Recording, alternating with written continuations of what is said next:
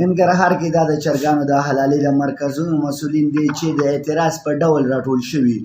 دوی وایي چې څو میاشتې وړاندې د چرګانو د کثافاتو د ټولولو قانوني قرارداد د وطن صفا شرکت په نامه یوه خصوصي شرکت سره وکړو تر څو یوه اندازه عواید راټول کړي، خو د یاد شرکت له لوري له دوی نه د څو میاشتو پیسې حصارې کړي چې له حکومتي مسؤلانو د ستونزو حل غواړي. د ګن پیسې څوک چاته نه ورکوي، مخکې به پیسو وړو، اوس د پاس نه چې دغه کېږي ګن کیلو په 10 روپۍ خرڅېږي او که شرګاګانو والا ته څوک 2 روپۍ نه ورکوي او نه ورته ورکړي.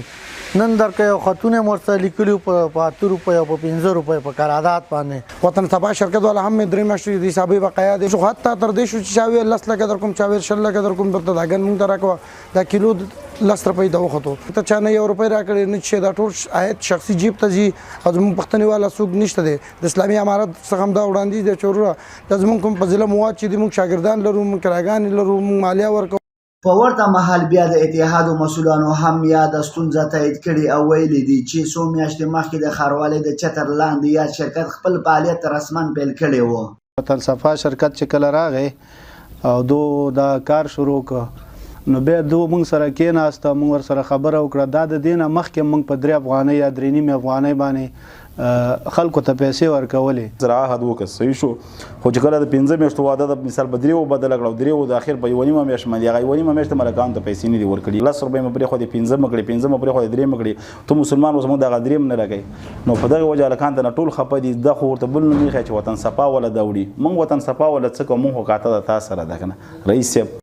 د وطن صفا شرکت رئیس بیا وایي په شوي قرارداد کې دوی تاواني شوي او وایي اوس مهال په ټول هېواد کې د چرګانو کثافات موږ ټولول کېږي.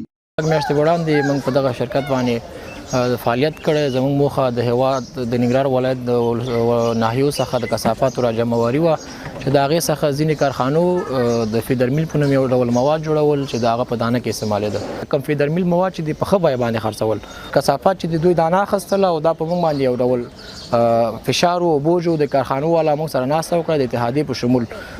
دوی غوښتنه وکړله چې تاسو دغه شی لکه په کابل او په څنګ کې ولایتو کې چې کم نرخ یا کم اصول دي هغه تاسو په ننګرهار کې معمولي کړئ.